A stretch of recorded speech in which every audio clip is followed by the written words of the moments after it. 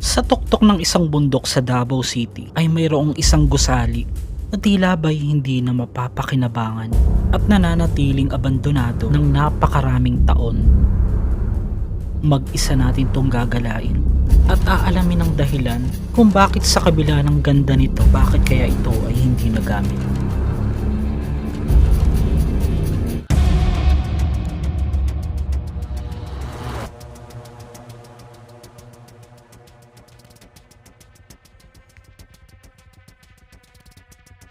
Mabigat. Parang ang creepy. May nakasunod sa akin.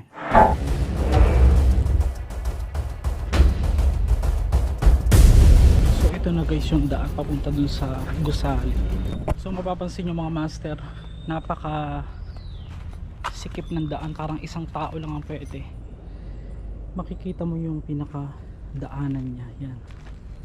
Lubak-lubak, parang pisto ng abandonado na.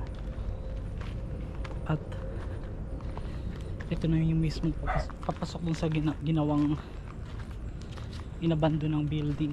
Ang taas pala. Bakit kaya itinayo itong malaking stadium na ito na nagkakahalaga doon ng 350 million pesos, hindi 50,000 na million. So may mga nagpupuntang vlogger dito. Ang hirap ng daan guys. Alam nyo ba na isa sa pinaka challenging sa aming mga vlogger, lalo na kung gusto mo mag-start pa lang sa pagbablog, sa 5 taon ko, first 1 to 3 years hindi ako masyadong nahirapan maghanap ng location. Pero nung habang tumatagal, tulad niya 5 taon na tayo ngayon, naubusan ako ng location. Kaya plano ko sana matuloy tayo sa abroad guys. Meron tayong mga subscriber dyan sa Thailand, Vietnam, Asia, at saka kung siswertehin sa Japan, diba, makarating tayo dun. Marami pong salamat mga master sa palagi nyo suporta. Bilang pasimula, bago mo panoorin ang buong video, sana paki-like naman ito, mag-subscribe ka na, di ka pa nakasubscribe na dyan sa ilalim guys, i-click mo yung bell para lahat ng mga videos natin updated po kayo sa mga luma or bago nating video karating.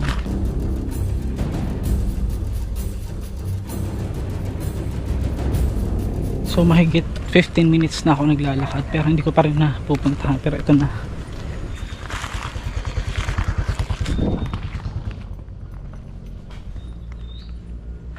Masyadong mataas yung daan. Ito na. Bakit parang inigsiga? Ang laki.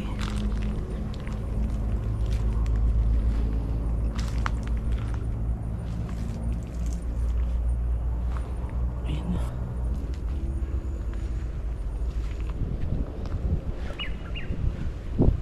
Pakalaki.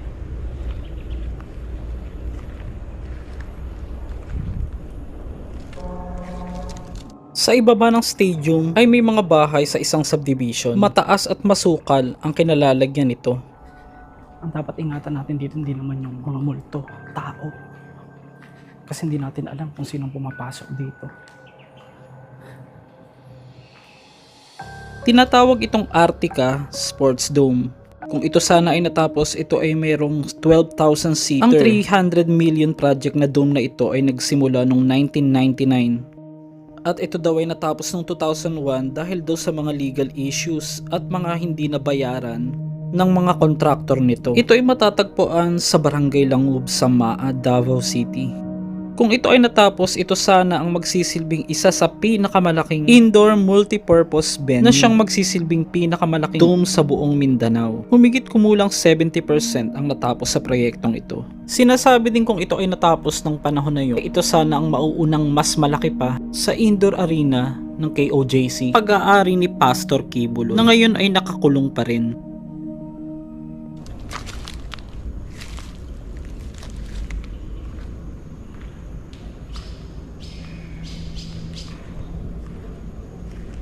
Parang may tao.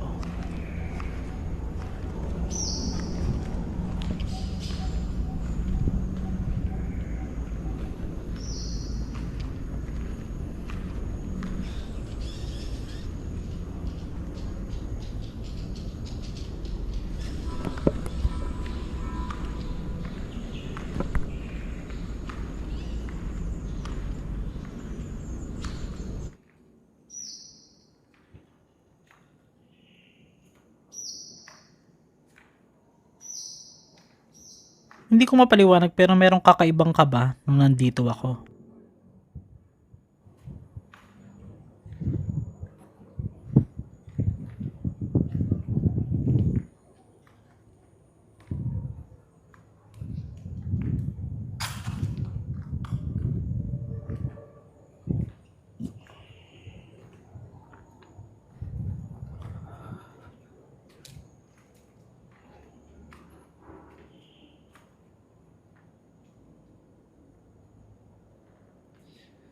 Hanggang third floor, ito tingnan nyo.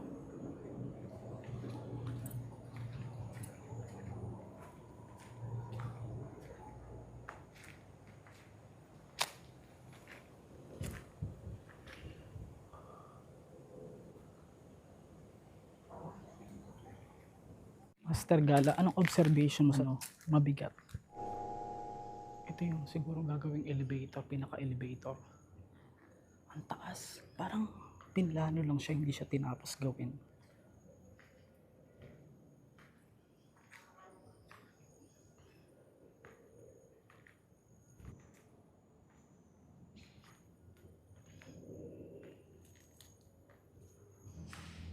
Oh my gosh.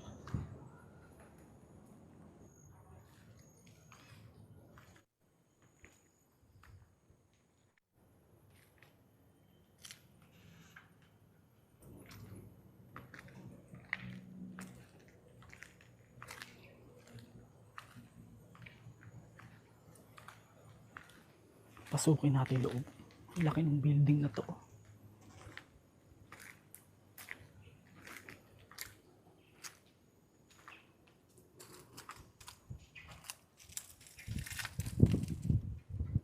Paano makakapasok dyan? Puro tinik.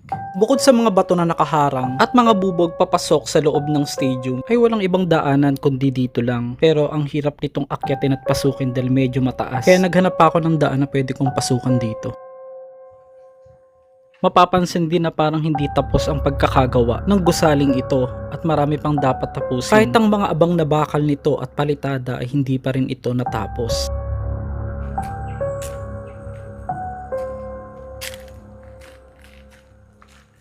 Grabe. Hinahanap ko yung nagbabantay. Ang alam ko kasi guys, may nagbabantay daw dito. Parang ang creepy. Yung feeling ko bawat hakbang ko may nakasunod sa akin. Tingnan mo tong pintuan.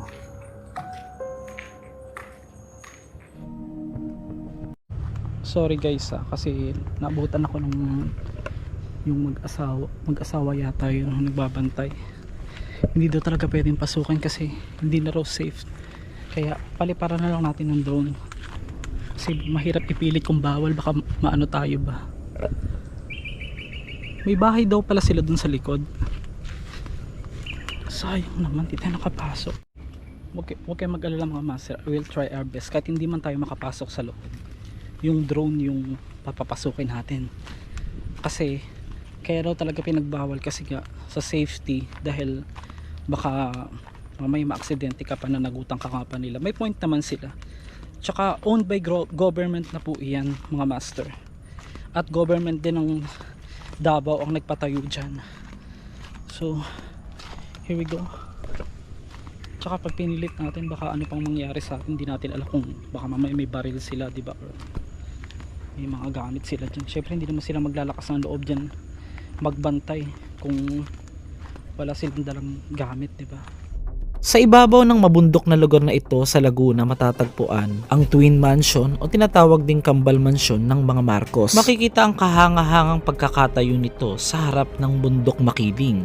Hindi rin ito nalayo sa mga nakakakilabot na kwento at napapag-usap-usapan daw na talagang mas nakakakilabot dito lalo na kung dadaang ka rito ng gabi. Bongbong na siya nating Pangulo ngayon at ang kanyang kapatid na si Senator Amy Marcos. Bakit kaya hanggang ngayon ay ito ay hindi na napakinabangan? At ano na kaya ang plano sa mga mansyon na ito? Bongga. Kaya ba itong salamin mo?